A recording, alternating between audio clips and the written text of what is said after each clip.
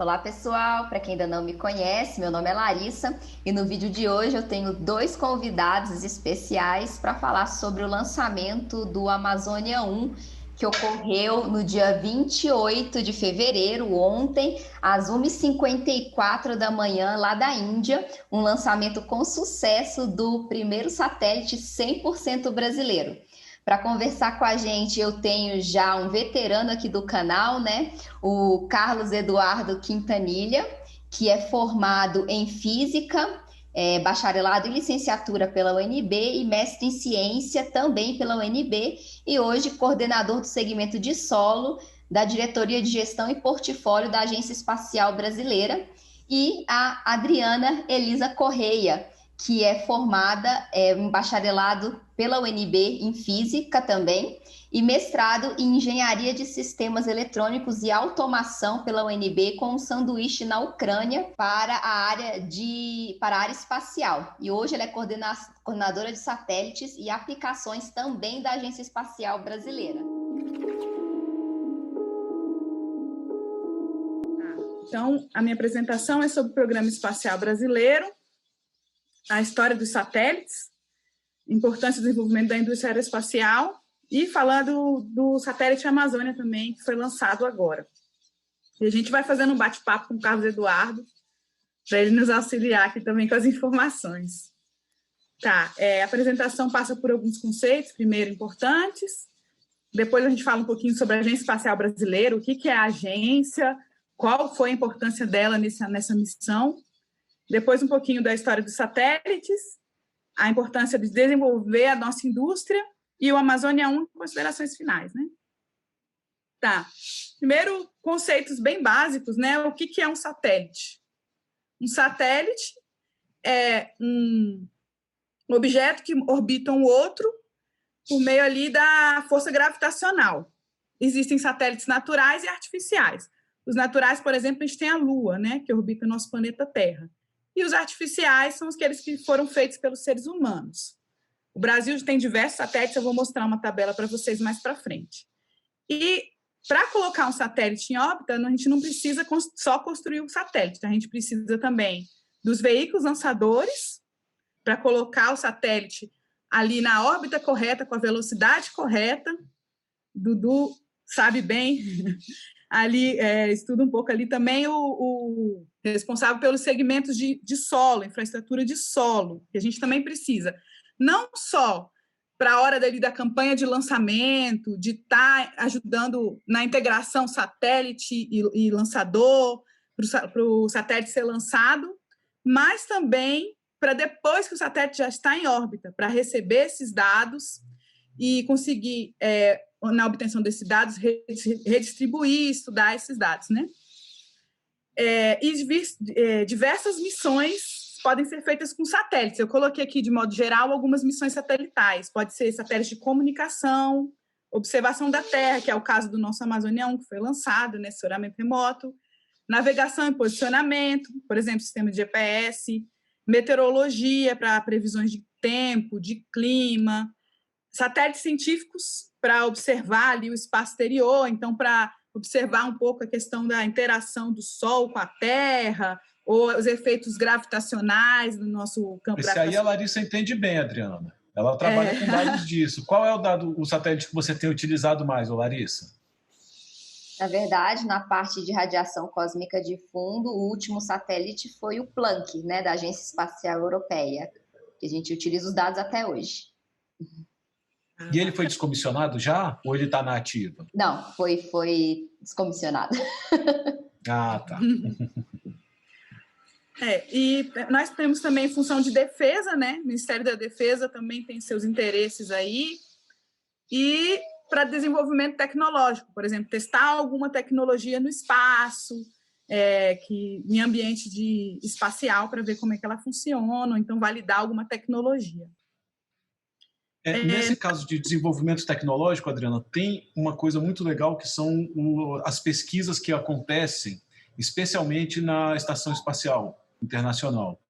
Lá tem muitos fármacos, a gente nem imagina, mas tem o seu início de pesquisa e desenvolvimento lá. Também tem muita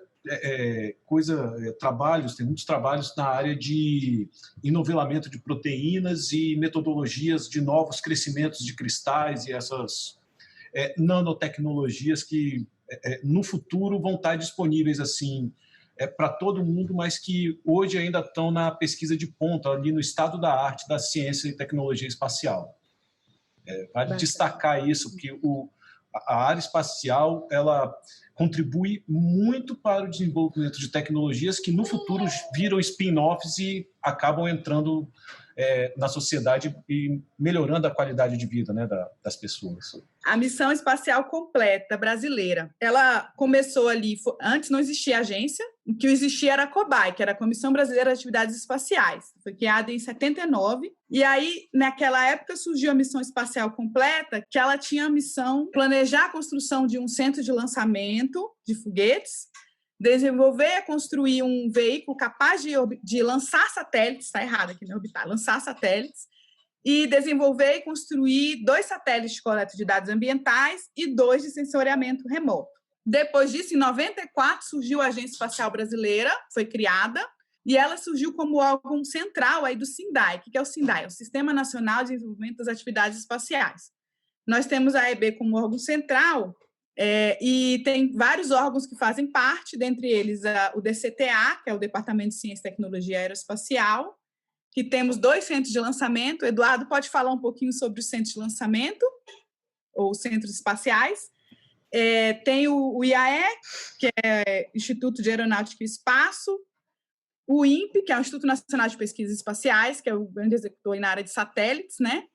E também a participação das indústrias, que é muito importante, e das universidades. Aí eu vou abrir um pouquinho para o Eduardo falar dos centros aqui. Passar a palavra. Os centros de lançamento que nós temos aqui no Brasil são 2, né? O Centro de Lançamento de Alcântara é o nosso principal, a menina dos olhos, que está aí num edital para buscar empresas que consigam realizar esses lançamentos comerciais a partir do centro, e com isso a gente aumentar a cadência de lançamento, né, movimentar o centro, e no final das contas a gente vai acabar tendo o desenvolvimento regional daquela área de Alcântara e suas redondezas, porque hoje ali a gente tem uma carência muito grande de serviços, seja de comunicação, seja de hospitais, sejam escolas, e a gente espera realmente que com a utilização comercial de Alcântara, com a criação de empregos cada vez melhores e com o aumento do próprio PIB,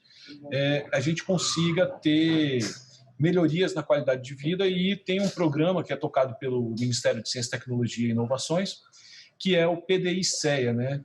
Ele foi criado por um decreto e trabalha por meio da união entre vários ministérios e secretarias do governo para poder buscar projetos que melhorem a condição ali. Então, um dos primeiros projetos que essa equipe, né, esse time está trabalhando, é justamente melhorar o transporte entre a ilha de São Luís e Alcântara. Isso daí vai ser uma coisa que vai beneficiar, né, bastante a população, além de melhorar a qualidade e a disponibilidade do nosso centro. E o outro centro de lançamento que a gente tem, que é o Centro de Lançamento da Barreira do Inferno, ele fica entre Natal e Parnamirim, né? Tanto faz ali, é bem próximo de um e do outro, mas o município é Parnamirim, e a cidade cresceu tanto que inviabilizou a realização de lançamentos grandes. Então, ali está sendo utilizado basicamente como um centro de treinamento e de realização de missões suborbitais, e em especial com foguetes de um estágio só. Certo. E aí a agência foi criada como órgão central para quê? Para organizar a execução das atividades do desenvolvimento espacial de interesse do nosso país. Como que a agência espacial vai fazer isso? Faz isso? Articulações políticas, para priorizar, ver qual a missão é mais importante para o nosso país ou não, qual a missão que atende às demandas do nosso país, acompanhar o desenvolvimento desses projetos, auxiliar na solução de entraves, articular os diversos atores do programa espacial, resolver conflitos, buscar recursos, né, para a execução dos projetos, e também na participação de estudos preliminares, né? A gente tem nossos técnicos também, e das revisões técnicas. Por exemplo, a Amazônia teve várias revisões técnicas no seu projeto, além de estar acompanhando toda a execução financeira e também a execução física dessa missão, a gente participou de todas as revisões, né, a Agência Espacial Brasileira. E depois disso, com a missão completa brasileira, começou a ser desenvolvido, então, com interesse nacional, o primeiro satélite brasileiro no contexto do programa espacial, que foi o Satélite de Coleta de Dados, SCD. Então, o SCD ele foi desenvolvido pelo Instituto Nacional de Pesquisas Espaciais, e era um satélite de plataforma de dados, coleta de dados, e ele foi lançado em 1998, aliás, 93, o primeiro, o segundo foi em 98, dos Estados Unidos. E como é que ele funcionava? A gente tem espalhado pelo país diversas plataformas, que são essas fotos aqui no cantinho, que é uma plataforma de coleta de dados. Dentro da Agência Espacial, ali no complexo, tem uma da ANA, que a gente passa por ali e vê. E como é que funcionam? Elas coletam as informações de temperatura, dados de pressão atmosférica, quantidade de chuva.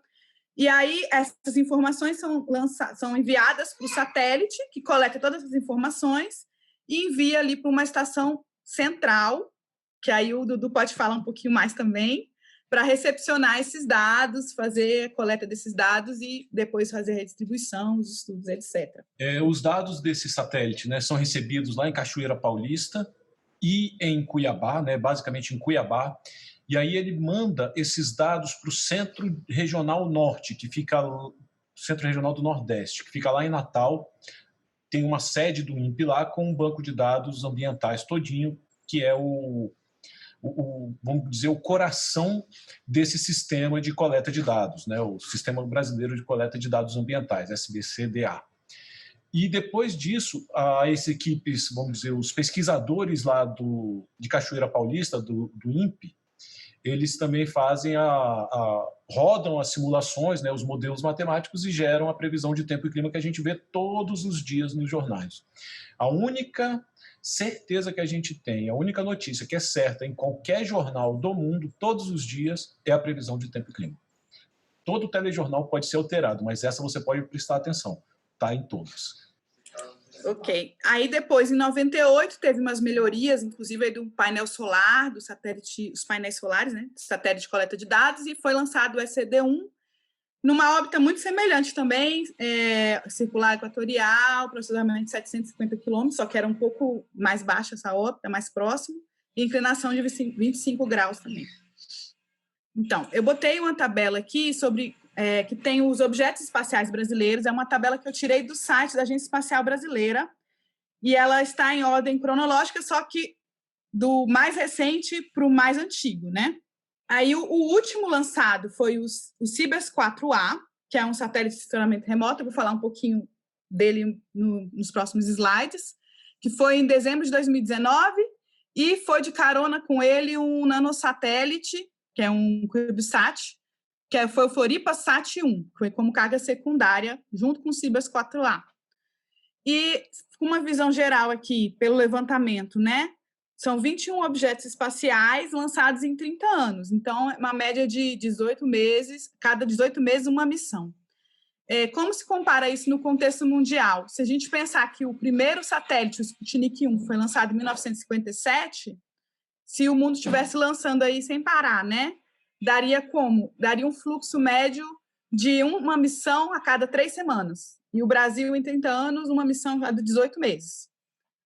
Mas, se a gente comparar com a América Latina, nós estamos bem, assim, no contexto mundial, com relação à quantidade de lançamento de satélites, e estamos aumentando esse cada vez mais, procurando lançar mais satélites, né?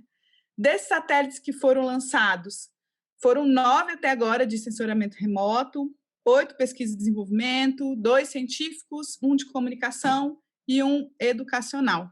Aí a gente lançou com a China, Estados Unidos, Japão, França, Ucrânia, 4 tentativas de veículo nacional, e agora o último, né, em 2020, ele não está aqui na tabela, o Amazônia 1, a gente ainda vai atualizar, é 2021, que é com a Índia, né? Foi o primeiro lançado em parceria com a Índia, ali, contrato da Índia. Eu acho interessante colocar aqui esse Dove Oscar, Na verdade, ele foi um satélite de rádio amador, foi o primeiro satélite, ele foi o CubeSat, mas na época ainda não tinha um padrão. Aí eu botei aqui, e foi comissionado em 98, o radioamador que fez esse satélite foi recursos próprios, né? Foi um objetivo educacional e tudo, e até foi cogitado para o Nobel da Paz, na época, bem interessante. E eu separei aqui alguns slides para falar de algum desses satélites. Uma curiosidade, você sabe o que significa Dove? O que significa Dove? É pomba. A missão era da paz. Missão paz, né? Pois é, verdade. Não tinha pensado nisso. Bom, aí eu coloquei aqui um dos programas nossos também que foram muito importantes, foi uma parceria que surgiu ainda na década de 80, finalzinho da década de 80 para 90, que foi o programa Cibers. Foi uma parceria entre China e Brasil, que deu fruto. A gente lançou o total até agora 6 satélites dessa parceria, alguns, infelizmente, deu falha no lançamento. E o nome do programa, né? Satélite Ensino Brasileiro de Recursos Terrestres, são satélites de sensoramento remoto, e os últimos satélites já estavam assim, 50%, 50%, a divisão entre Brasil e China, tanto em recursos como em tecnologia. Por exemplo, o Cibers 4A, a China forneceu 2 câmeras para o Cibers 4A, o Brasil, outras 2. Então, foi um desenvolvimento assim, por igual entre os 2 países, né? E esses satélites, eles possuem câmeras para observação de todo o globo terrestre, que a gente fala que são as câmeras imageadoras, mas essas câmeras também, em combinação, elas conseguem fazer algumas focalizações para um estudo mais detalhado de uma certa região que você queira estudar. E as imagens do Cibers 4A, eles produzem imagens na banda do visível, infravermelho próximo e para média e alta resolução. E também serve para monitorar a vegetação em geral e, particularmente, o desmatamento. Convém falar, né, um adendo aí, Adriana, que esse satélite, esse programa, foi de fato quem viabilizou o Brasil poder querer estar na área espacial e lançar o Amazônia. Se a gente não tivesse aprendido a fazer as tecnologias, desenvolver as câmeras, a fazer a integração e o teste do Cibers no LIT, para poder adquirir esse conhecimento e depois a gente investir na nossa plataforma multimissão e na nossa carga útil própria, a gente não conseguiria tão facilmente, né, e já foi difícil para caramba.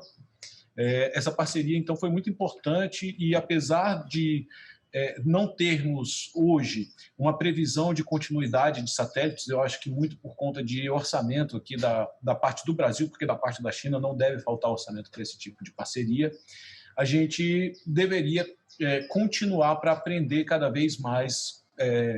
Os chineses, sem dúvida, estão na nossa frente. Eles estão lançando coisa para Marte, estão lançando coisa, né, pensando em Marte, lançando para a Lua. Então, faz sentido a gente buscar uma parceria que a gente tenha condições de aprender alguma coisa.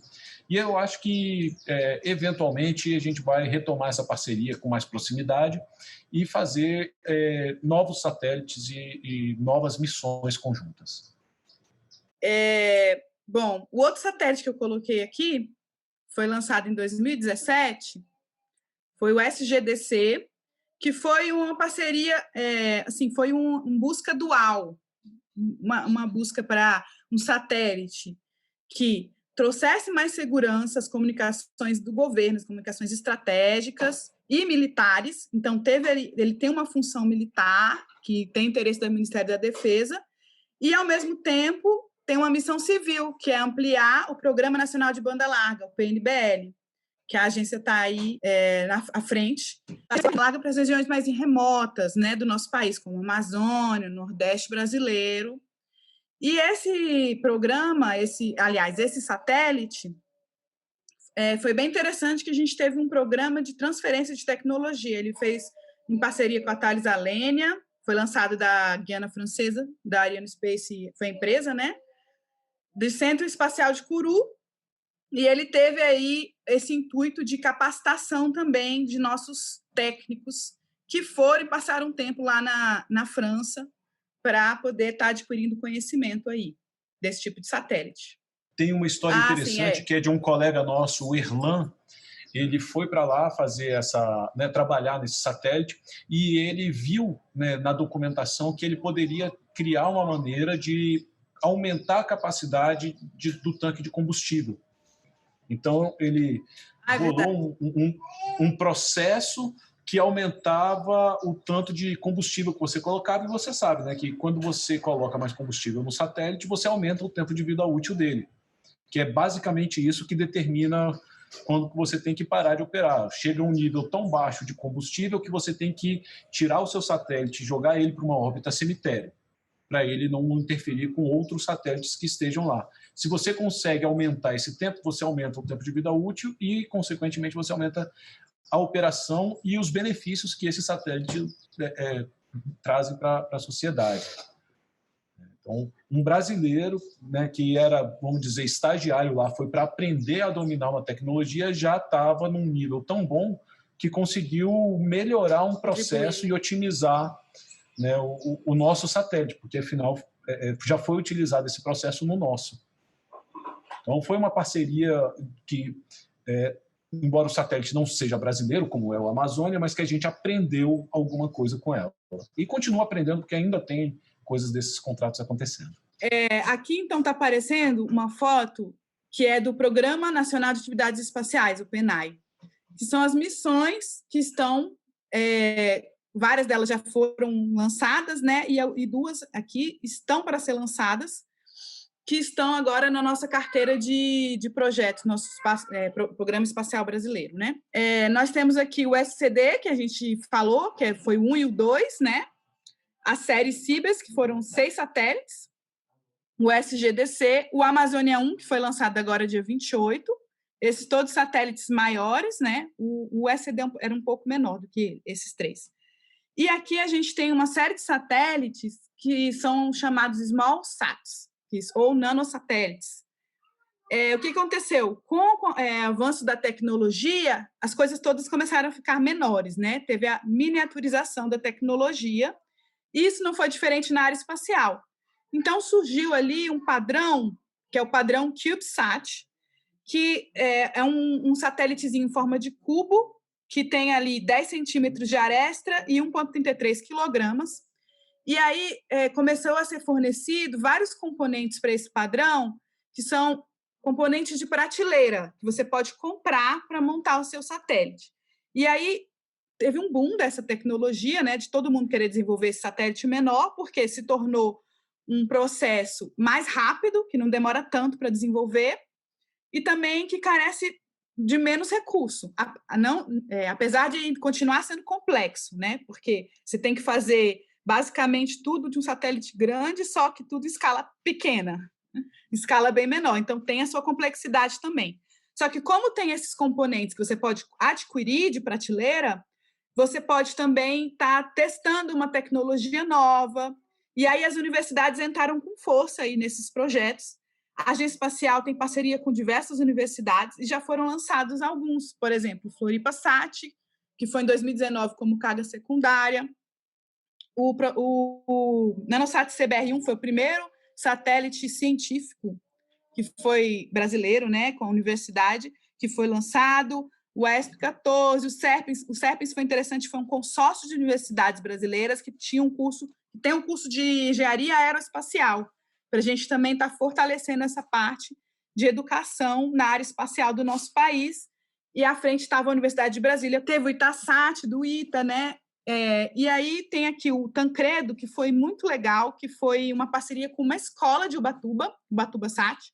O Tancredo fugiu um pouco desse padrão CubeSat, que ele parece um tubo mesmo de refrigerante, e ele foi considerado um picosat, porque ele é bem levinho, ele não chega no padrão CubeSat. Mas a escola amou, participou muito, teve muito aprendizado, e foi uma escola de ensino médio, né, que participou para mostrar que também educação básica pode mexer com tecnologia espacial, pode estar contribuindo. E a gente também tem aqui o projeto Esporte, que está em desenvolvimento, está para ser lançado em 2022, a previsão. O Esporte, ele é uma parceria Agência Espacial, ITA, INPE e NASA, e algumas universidades também dos Estados Unidos que vão fornecer a carga útil. E aí várias pessoas trabalharam no ITASAT, estão trabalhando nesse projeto do esporte, para estudar ali ionosfera, bolhas ionosféricas e a interferência dessa radiação nas comunicações entre satélites, as comunicações satelitais aí. E também está para ser lançado agora, está previsto para 20 de março, nosso próximo lançamento, o NanoSat CBR-2, que também é para estudar a ionosfera, só que um pouquinho diferente a missão ali do esporte, e já estava no LEED, já estava fazendo os testes finais, vai ser lançado do veículo Soyuz, que é russo, né? Eu tinha botado só um último slide aqui para destacar a importância da gente desenvolver nossas indústrias, mas acho que o Dudu já falou muito bem aí, que cada tecnologia dessa que é trabalhada no nosso país, com o envolvimento da indústria, a indústria adquirindo tomando posse assim, desse conhecimento, pode se tornar uma tecnologia competitiva no mercado internacional e promover o desenvolvimento econômico para o nosso país também, né? E aí a gente foge ali de problemas como embargos comerciais e políticos que a gente sofre de países, porque é uma área estratégica, né, a área espacial, e aí a gente consegue ter mais acesso a componentes, subsistemas, etc., aumentando a autonomia do nosso país e nossa soberania nacional, né? E aí, entrando agora, finalmente, na Amazônia. Antes, quando eu preparei, era Próximos Passos, agora já é realidade, que já foi lançado. Então, a Amazônia 1 foi o primeiro artefato de observação da Terra completamente desenvolvido, projetado, integrado, testado e operado em solo brasileiro. Ele vai fornecer dados ou imagens de monitoramento remoto para observar e monitorar o desmatamento, mas ele tem outras funções também, por exemplo, observar e monitorar a agricultura, que é algo também que está como objetivo em todo o território nacional. Eu coloquei aqui que ele vai ter uma alta taxa de revisita, que é considerado, né, que é a cada 5 dias está visitando, tirando foto ali de um mesmo local do nosso planeta. O que facilita, por exemplo, a gente conseguir imagens boas de uma cobertura da Amazônia. Por quê? Porque ali tem muitas nuvens, e aí a gente pode fugir dessa densidade de nuvens e conseguir uma imagem melhor daquela região. Ele teve muitos avanços, né, com o lançamento do nosso satélite. Ele tem ali a plataforma multimissão, que é uma plataforma que ela é essa parte de baixo aqui, módulo da plataforma e a carga útil, né? E o modo de serviço. E essa plataforma ela permite a gente fazer missões futuras. A gente, com a validação dessa plataforma, pode mudar a missão do satélite usando ali essa tecnologia já validada. E abre diversas oportunidades para o Brasil estar desenvolvendo mais essa área satelital com outras missões diferentes, algumas até previstas, né? E ela consolida ali um conhecimento de um ciclo completo de satélites estabilizados em 3 eixos. O que seria um satélite estabilizado em 3 eixos? Aí a gente já entra na parte de controle, né? O satélite ele tem um controle ali interno dele, que ele tem os sensores, atuadores ali que vão atuar, tem um sistema de coordenadas, né, no satélite, e aí ele é estabilizado por rotação a partir daí desses 3 eixos, que aí seria o controle realizado nele aí. A gente consolida esse conhecimento. E também a gente já teve o desenvolvimento da indústria nacional, tanto para mecanismos de abertura de painéis solares, a Orbital desenvolveu aí os painéis solares, aí, o sistema, como o desenvolvimento da propulsão, do subsistema de controle de altitude. Apesar de ter sido algumas coisas adquiridas no exterior, também a indústria nacional também participou, e consolidação de conhecimento de campanha de lançamento para satélites complexos, né, como o Amazônia 1. Beleza, eu botei aqui um outro slide que eu achei bem interessante, que acho que o Eduardo vai gostar agora. É o perfil de voo aqui do PSLV. Então, o Amazônia 1 ele foi lançado da Índia, teve uma chamada, né, uma concorrência internacional, e teve um broker, que era um intermediário, para fazer a contratação desse lançador, né? E aí foi uma das coisas consideradas para fazer essa contratação era a confiabilidade de lançamento. Se aquele país, aquele lançador tinha uma história de sucesso para lançar foguetes, né? Esse foguete, o PSLV, é um foguete considerado de porte médio. Ele vai de 2.000 a 20.000 quilogramas, ele pode carregar, né? Por isso que é porte médio, não é um heavy. Ele tem ali 4 estágios e a configuração que voou o Amazônia, ele tinha ali o motor principal e tinha 2 boosters. Por isso que é o PSLV C-51, porque ele pode ter outras configurações também. E aí foi o perfil voo dele aqui, ele iniciou com os boosters, né, e a ignição do motor principal, aí separa ali os boosters, depois separa ali o primeiro estágio, aí ignita o segundo estágio. Aí depois abre aqui essa proteção aqui em cima, que protege o satélite, proteção térmica, né, para deixar o satélite já exposto, separa o segundo estágio, liga o terceiro, e aí ele... Eu não sei se vocês acompanharam o lançamento, o perfil de voo dele, ele dá uma caidinha e sobe, né? Ele tem essa... E aí, o quarto estágio ali, então, tem a ignição depois da separação do terceiro, e aí depois você tem o cut-off, né? Que é a separação do satélite para ele ser lançado em órbita. E aí tem os eventos aqui com a previsão de do tempo, né? De quando que ia ser cada uma dessas fases, a velocidade do foguete, eles colocam previsão de tudo, né?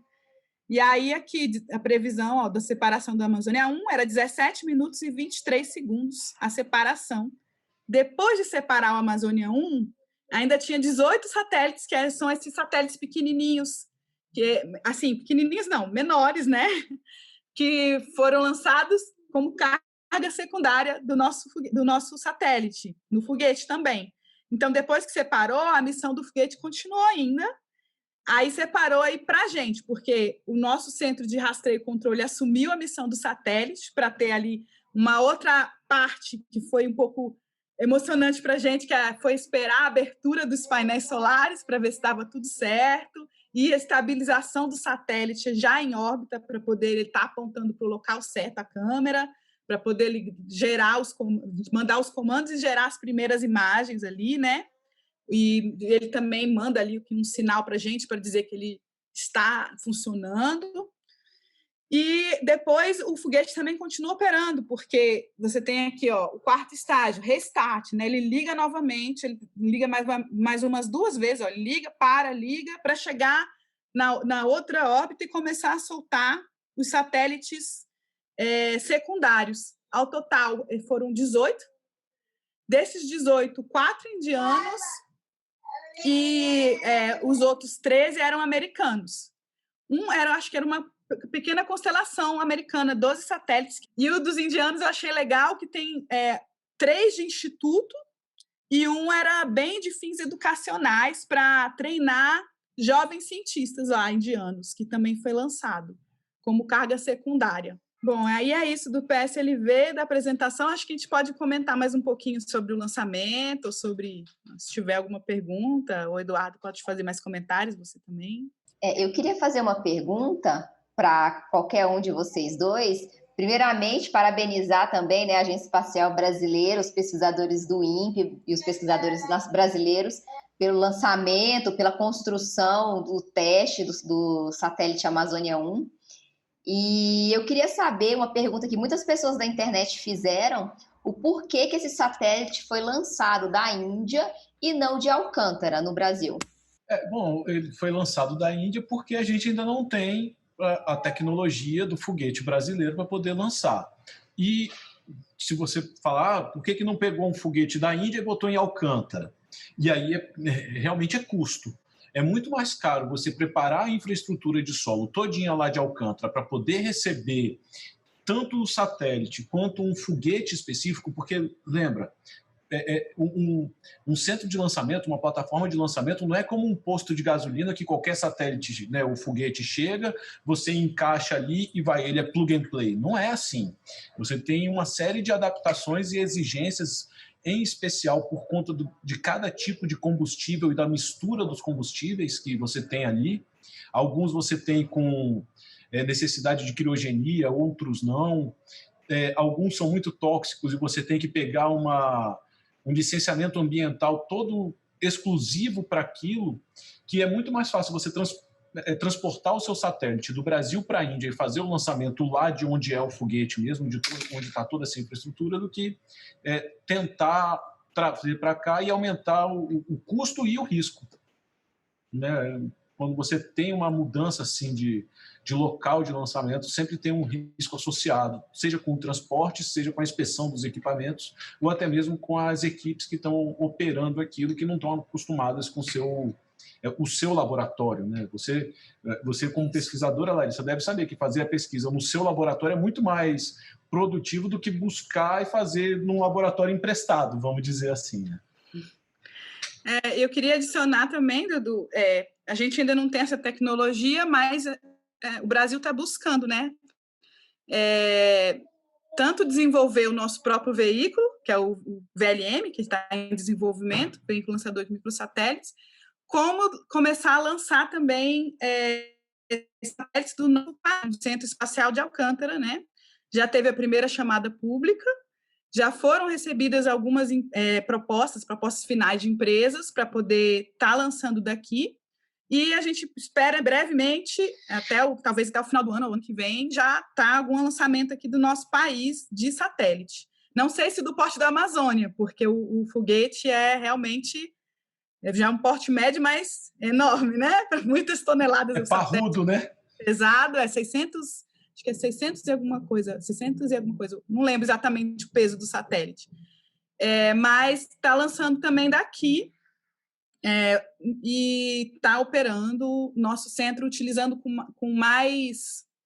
Assim, gerando mais economia, né, para a cidade de Alcântara. Porque lançar foguete a gente já lança e lança vários. O Dudu podia até falar, não sei como é que está o tempo. A gente tem os foguetes suborbitais ali, né, para fazer experimentos em microgravidade, que o Brasil lança direto, que não coloca o satélite em órbita, mas que também são importantíssimos para o nosso país. Deixa contratar o banco de controle e começar a desenvolver os experimentos para o próximo lançamento. A gente faz uma só sobre essa campanha, Larissa. Promessa é dívida. Legal. Vou ficar no pé. Uma outra pergunta que eu queria fazer para vocês também: quando é que nós vamos esperar as primeiras imagens do Amazônia? Quando elas serão divulgadas? Elas serão divulgadas? Com certeza eles vão divulgar. Acho que é todo o interesse do INPE divulgar as primeiras imagens do Amazônia. O que eu sei é que o painel abriu com sucesso, até o diretor do INPE fez um pronunciamento ali no final, no nosso canal, quando teve a cobertura, né, sobre isso, e ele já foi estabilizado também, e estava aguardando ali começar a operação para gerar as primeiras imagens. E com certeza, quando estiver gerando as primeiras imagens, o INPE deve divulgar isso daí. Vai ter a política de distribuição gratuita também desse satélite, ou teve alguma alteração nisso daí? Então, vai ter, mas acho que não de todos os dados, porque tem dados específicos para determinada missão que não tem como assim, distribuir, né, para toda a sociedade. Algumas aplicações vão ser exclusivas do INPE, vamos dizer isso. Né? Isso, exatamente. Agora, mas vai ter sim essa política de distribuição, vai ter. Bacana, isso aí é importante. O Brasil é um dos primeiros países do mundo a fazer essa política de distribuição gratuita de dados e gera muita coisa boa, porque você viabiliza que alguém estude os dados para criar uma aplicação que você, às vezes, não tem como fazer. E aí uma universidade, né, tem muitos cursos de geografia, de geologia, que utilizam esses dados de sensoriamento remoto para fazer pesquisas locais e que não teriam condições de fazer se tivessem que pagar por esse dado. Isso mesmo. Isso acontece também em satélites científicos, como, por exemplo, o Planck, né, que é da Agência Espacial Europeia, e o financiamento é basicamente deles, mas eles utilizaram os dados exclusivamente por um período limitado de tempo e depois os dados foram disponibilizados para toda a comunidade científica. Então, basicamente, a mesma ideia. Isso é importante, traz o avanço, né? Libera todo mundo para produzir em cima de uma coisa de qualidade, né? Isso é isso que faz a ciência progredir. E qual é a vida útil do Amazônia 1 esperada? 4 anos. A vida, assim, ele foi projetado para durar 4 anos, mas pode ser que dure mais. Porque, às vezes, o satélite projetado vai durar... eles pensam um tempo que vai durar, mas ele pode continuar operando e prolongar essa vida útil, mas, a princípio, é 4 anos. O SCD ele tinha vida útil de 5 anos, né? Tá quase completando 30. E foi para 10, né? Depois foi aumentando. Ele está operacional até hoje. Ele tem as suas deficiências, né? De um carrinho velho ali, né? Mas ele manda, o pessoal de Cuiabá recebe dado do SCD 1 e 2 até hoje. Então, é importante, né? Essa previsão de vida útil, ela é o pior cenário. Se acontecer tudo de pior para o satélite, ele deve funcionar pelo menos 4 anos. 4 anos. Mas como não deve ocorrer isso do pior cenário o tempo todo, é bem possível que essa vida útil se estenda. Então, quando o satélite atinge ali a sua vida útil, é uma decisão que tem que ser tomada, se vai continuar operando ou se você já vai mandar ele em órbita cemitério, o que vai fazer, porque para manter esse satélite operacional, você também tem um custo associado, né? Para manter ele em funcionamento, operando. O custo não é lá em cima, o custo é aqui embaixo, é segmento solo, é antena, é computador, é equipe, vamos dizer assim, o desenvolvimento de softwares para novas aplicações.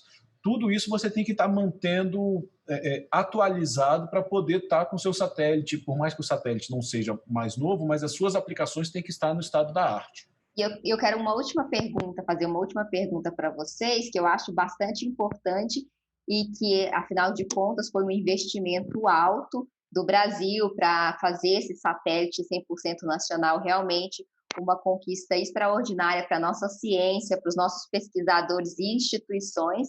E eu queria saber que vocês falassem um pouco sobre realmente a importância disso para o Brasil, para a ciência brasileira, para a indústria, brevemente, e qual a perspectiva para o futuro? Quais são os próximos passos agora?